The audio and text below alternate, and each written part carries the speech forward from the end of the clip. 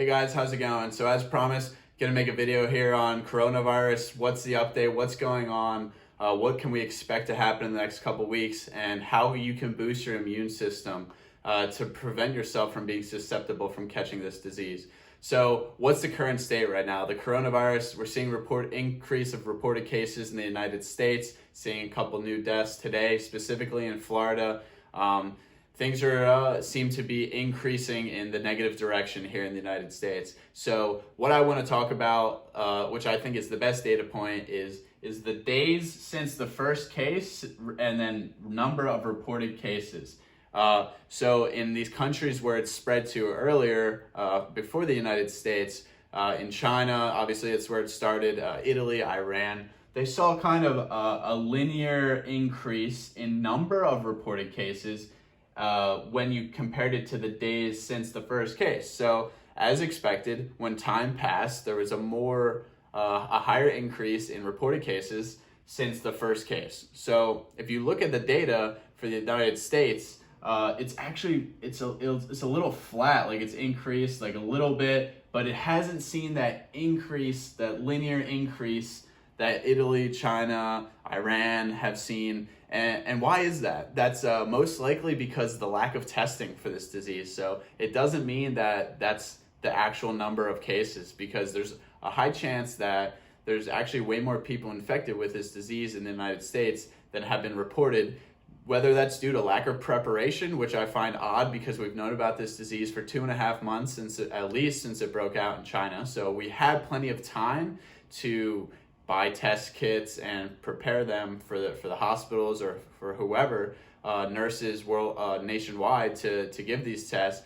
So I think it's a combination of lack of preparation, but also the ambiguity that the government wants to provide because they don't want everyone to freak out, which is a fair point. The media tends to go crazy. However, this is worth freaking out over because the fatality rate for the elderly is quite high, and this is a very big deal. So I think it's very incompetent of the U.S. government to have that mindset. They seem like they really didn't know how to handle this, but that's what I think. So on this chart, I really think we're gonna see a cusp. We're on the cusp of an exponential increase because we kind of need to catch up to the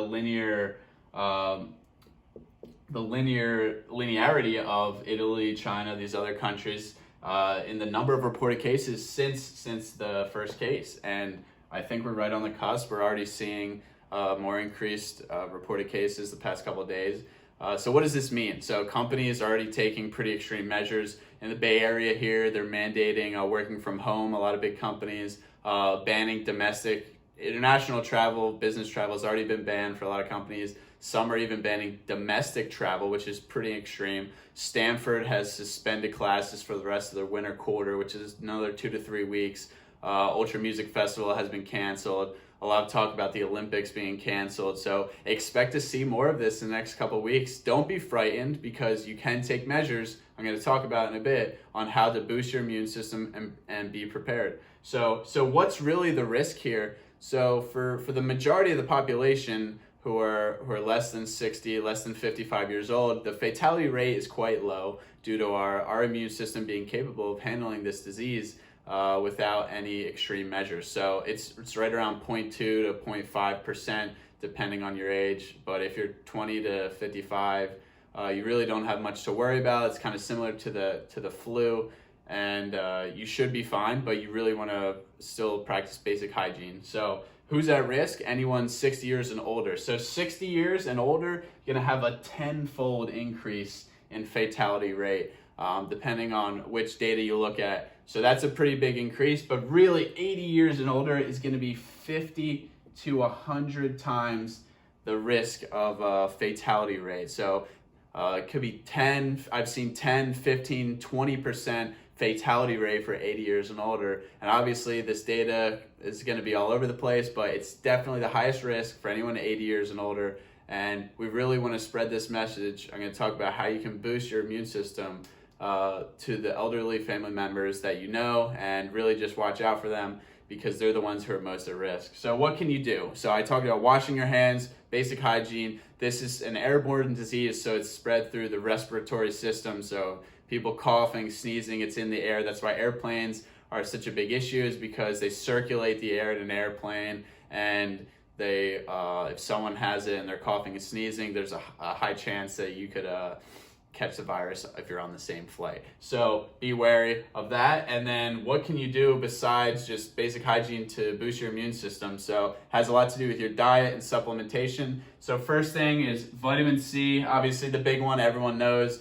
For your immune system, it's great. However, don't go and drink a bunch of orange juice, because that's probably one of the worst ways that you could get vitamin C. And orange juice, the problem with these big company, Minute Maid, Tropicana orange juices, they just cook the orange juice, and then all the nutrients besides vitamin C are pretty much cooked out. So you're really not even getting any of the other benefits from a fresh orange if you drink orange juice that's been ultra pasteurized, and it's also loaded with sugar. So you don't want to do that, because then you're probably going to gain weight.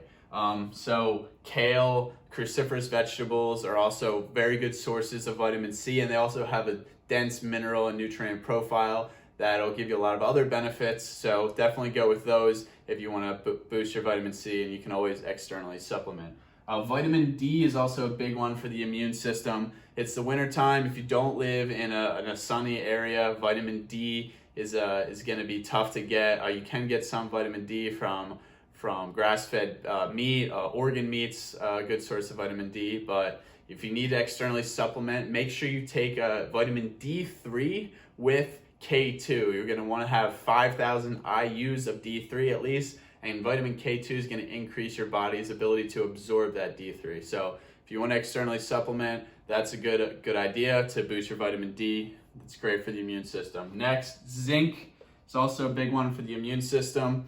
You can externally supplement with zinc. Be careful taking it with food. Can cause some nausea when you take it on an empty stomach. Or you could eat shellfish. It's a great source of zinc and other trace minerals.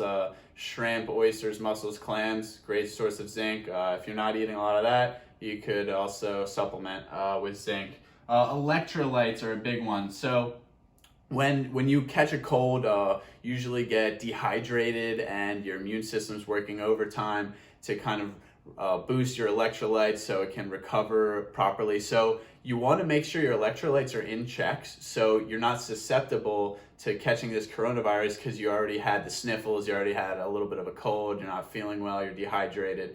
So you want to make sure your electrolytes are good to go. So that being sodium, potassium, magnesium are the big three. So sodium, most of you probably get enough salt in your diet, but if you do, salt your foods with sea salt, pink Himalayan salt. I personally use Redmond's real salt from Utah. It's ethically sourced because they have a dense mineral profile aside from sodium, and it's going to be a much better option than regular table salt that's just iodized. So that's a big one. And then potassium, most people don't get enough potassium. That's just a matter of the fact.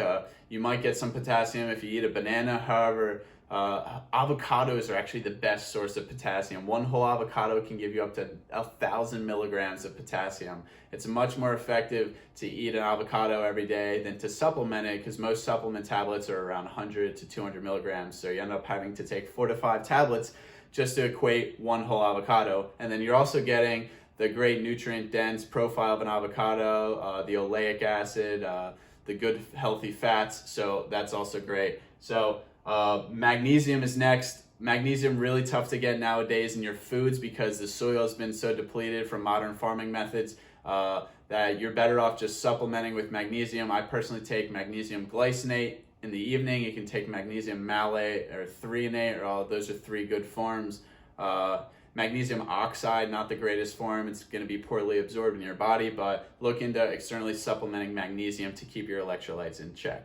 So that's basic vitamins and minerals. What else can you do to boost your immune system with supplementation? So Reishi or Reishi is a mushroom, an adaptogen that's really great for your immune system. You can buy powders, you can buy capsules.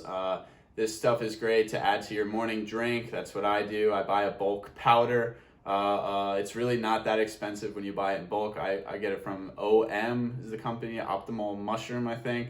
Four Sigmatic, the very popular mushroom company, sells packets with like hot cacao, so they have some really cool drinks. They tend to be a little more pricey, but Reishi, super great for the immune system. Moving on, the last one I want to talk about, oregano oil. So oregano oil, not the flakes. The flakes might help a tiny bit, but it's really not concentrated enough to give that immune system boost that you get from taking an oregano oil or oregano oil extract. I just ordered this online in the past week, and it was from Gaia Herbs. I believe the company was cost about $10, so pretty inexpensive, but has been shown to really increase your immunity across the board. So please share this with anyone you know, anyone who's above the age of 60. Be careful, wash your hands, be wary in public transportation and public areas where a lot of people are coughing and sneezing. Work from home if you can. I expect the next 1 to 2 weeks to get a little bit worse than they are now. So we'll see how the reaction is handled by the public, but stay safe out there, and thanks for watching.